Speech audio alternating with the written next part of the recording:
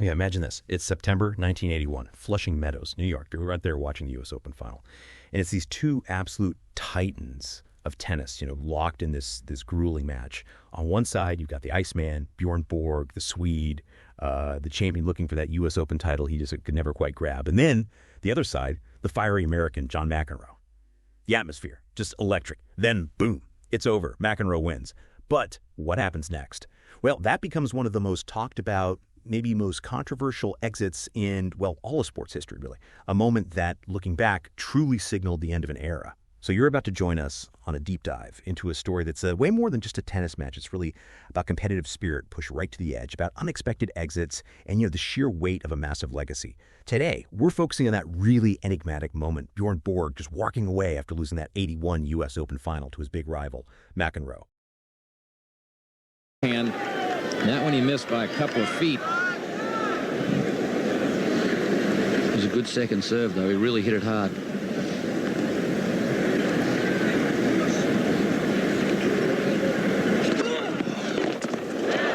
And now it is double championship point, but McEnroe is serving this time instead of receiving.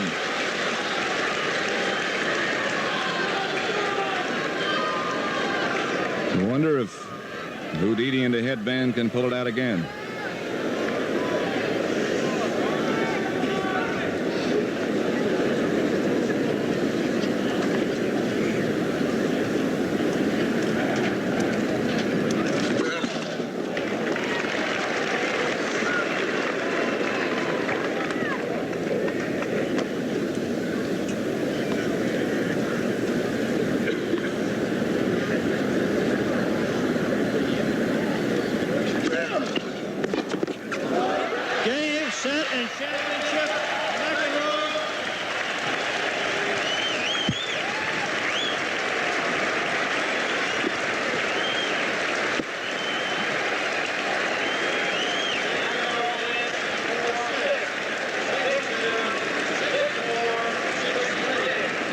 For the third year in a row, John McEnroe Jr.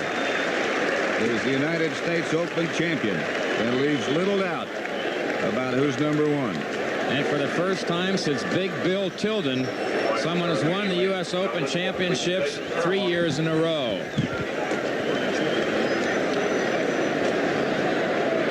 McEnroe the victor, the champion, over a very courageous and talented Borg as well. Presentation of the championship and his grateful statement this was a great to the fans of New York. And the runner-up, Bjorn Borg, is truly a great champion and a great credit to the game of tennis.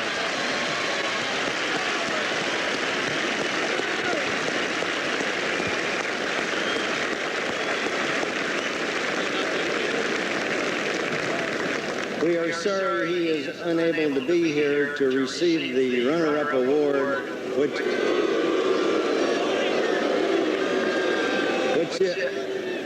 is the reception of our silver tennis balls, emblematic of being a runner-up in our national championships.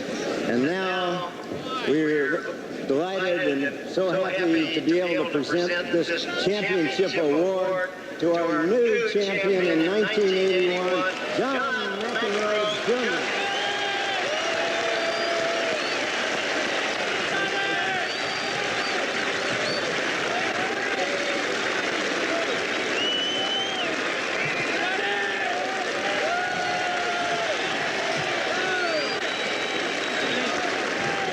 We've pulled together insights for you from, a whole stack of fascinating sources. There's this really detailed Reddit discussion thread we found, full of fan takes, historical facts, and honestly, some pretty surprising theories, too.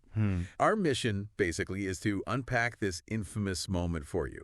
We'll look at what happened right after, dig into all different theories behind Borg's dramatic exit and his incredibly early retirement, and we'll try to figure out what it all tells us about the crazy pressures of being right at the top in sports. So yeah, let's get into it. Let's unravel this pivotal chapter. Okay, so the scene's set. 1981 U.S. Open final. High stakes, doesn't even cover it. Borg and McEnroe is huge. But like we said, it's what happened after the final point that just stunned everyone. Can you paint that picture for us? What did Borg actually do right after that handshake? Well, it was incredibly abrupt. I mean, really sudden. Yeah. He shakes hands with McEnroe, thanks the chair umpire, standard stuff. And then he just turns and walks straight off the court. Gone. Then, almost unbelievably, he quickly showers, heads out of the stadium, or apparently through a kitchen back door of all places, and gets into this waiting Volvo station wagon. And the key thing here, like you said, this was all before the official trophy ceremony, before the press conference. Just vanished. Gone. So what was the reaction? I mean, a Grand Slam final, you don't just walk off. Exactly. It was highly unusual for an event like that, a Grand Slam final. It immediately got tons of attention and, frankly, a lot of criticism, too, from the tennis press, from former stars, you name it. I mean, the expectation, the sort of unwritten rule is that finalists stay. Win or lose, you stay for the ceremony. It's respect, for the winner, the tournament, the fans. So this really ruffled some feathers, set a weird precedent. Yeah, I can imagine. I did read, though, that he apparently apologized to McEnroe later for it. Does that maybe suggest he knew it wasn't quite the right move, even in the moment? Yeah, I think it does. The apology suggests he recognized, maybe after the fact, that his actions went against, well, the expected etiquette. Yeah. Shows a bit of self-awareness, right? But it still leads back to that big question you raised earlier. What makes a champion just walk away like that? What was going on in his head? What do our sources tell us about that immediate mindset? Yes, exactly. What was going through his mind right then? Well, the reason Borg himself gave, at least initially, was pretty straightforward. He just didn't want to be part of the ceremony. Simple as that. He didn't want to get the runner-up trophy, didn't want to stand around while McEnroe was, being celebrated by the crowd, the TV cameras, all of it. For someone as intensely competitive as Borg, it sounds like it was just a moment of really deep frustration. He just wanted out of the spotlight after losing like that. Yeah, that makes a certain kind of sense. Yeah, pure competitor frustration. But you mentioned something earlier, and it really stood out in the sources, too, these threats. Threats against Borg after the semifinal against Connors. How seriously do the sources take that?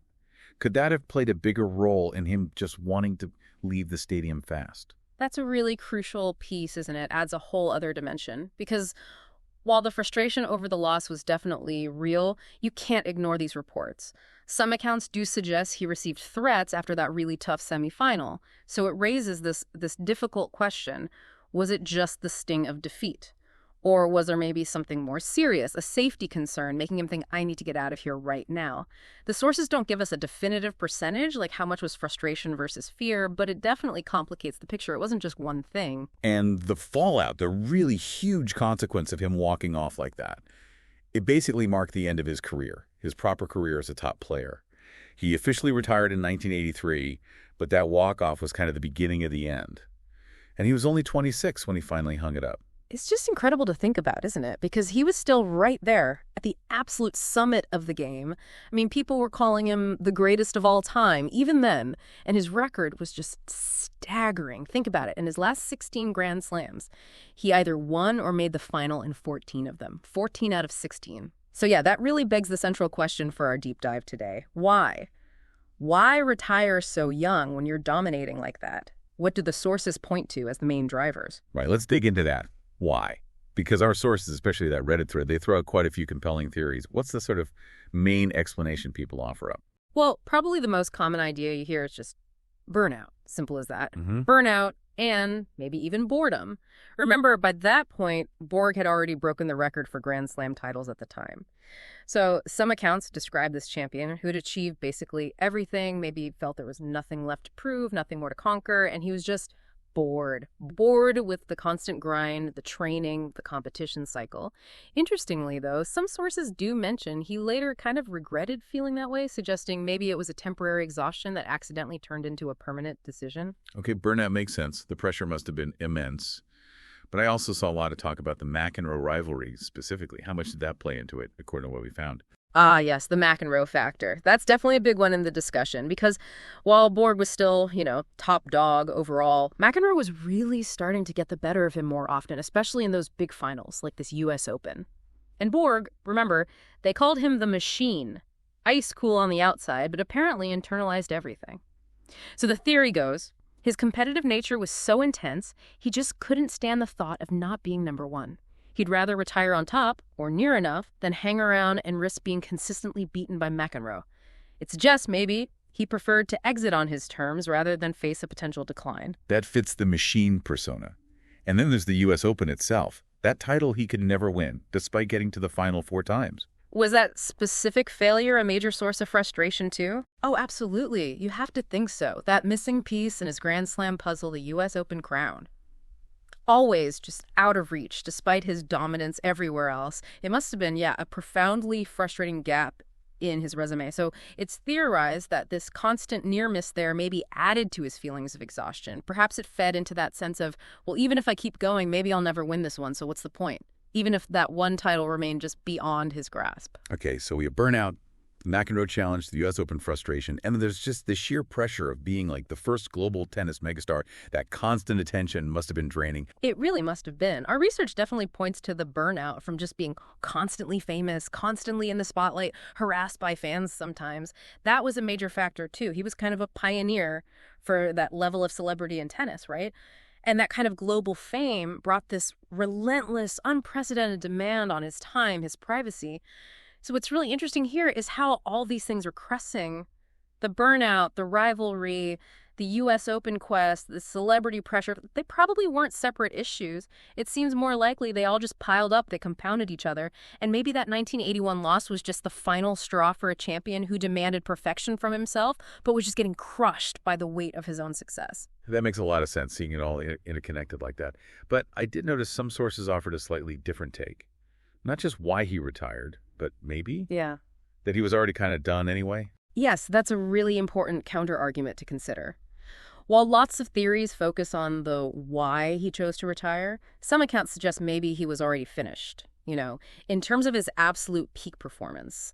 The argument there is that retirement didn't actually end his prime. Rather, he retired because he sensed he was already starting to decline, even if just slightly. So from that perspective, it wasn't him quitting right at the very top, but maybe him recognizing the peak was just behind him, and his competitive spirit just wouldn't let him play at anything less than his absolute best. Interesting angle. So regardless of the exact mix of reasons for leaving the court and then retiring early, that walk-off really sparked a huge debate, didn't it, about sportsmanship. And what's fascinating is how people, fans, commentators still seem divided on it, even now. Oh, completely. And if you look at it in the context of, general sports etiquette, there's a really strong case for staying, right? It's just sort of understood in almost every sport. The runner-up sticks around, congratulates the winner properly, gets recognized for their own effort. Skipping the ceremony, no matter how gutted you feel, it does set a potentially awkward precedent. Slam finalists always feel terrible losing, but showing that respect is usually seen as, part of the deal. True. But then you have the other side. Some people argued, hey, the person just lost, they feel awful, let them leave. They saw making him stay, as I think one source said, almost mean. What does that viewpoint tell us? Maybe about how we see athletes or how that's changing? That's a really powerful point, actually. And it does highlight maybe a shift in perspective for some people.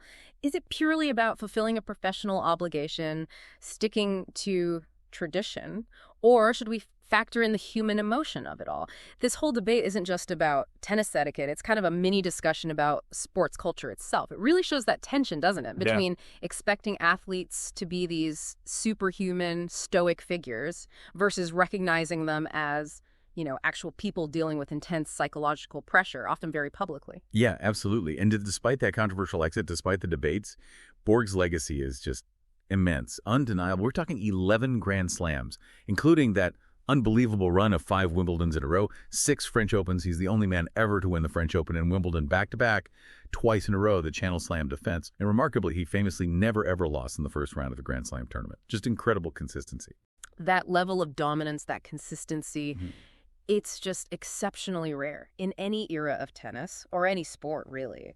It really hammers home the sheer talent the guy had, and it solidifies his place among the absolute all-time greats, which of course just makes that early retirement seem even more puzzling to so many people. And then just to wrap up this story, there's the final chapter, or maybe a postscript.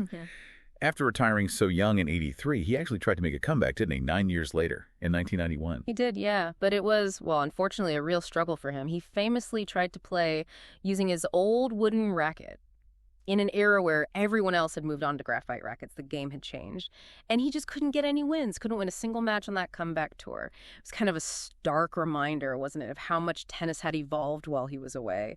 And maybe how incredibly hard it is, even for the greatest champions, to recapture that magic after so long out of the game. So there you have it. A really deep dive into Bjorn Borg's game-changing 1981 U.S. Open exit and that shock early retirement. We've seen how that one moment, that walk-off, was really a focal point for so many complex things mixing together. Personal drive, intense competitive pressure, the burnout from global fame, maybe even those unconfirmed threats. Yeah, a real convergence of factors. So what does this all mean for you, thinking about it now? Borg's story, it really raises a pretty profound question, I think. In a world that's so driven by competition, by needing that external validation, what does it actually mean to decide on your own finish line, even if everyone else thinks it's the wrong time or the wrong way? Does walking away when you're still near the cops show weakness? Or could it be seen as maybe the ultimate form of control, self-preservation even, definitely something interesting for you to chew on as you go about your day?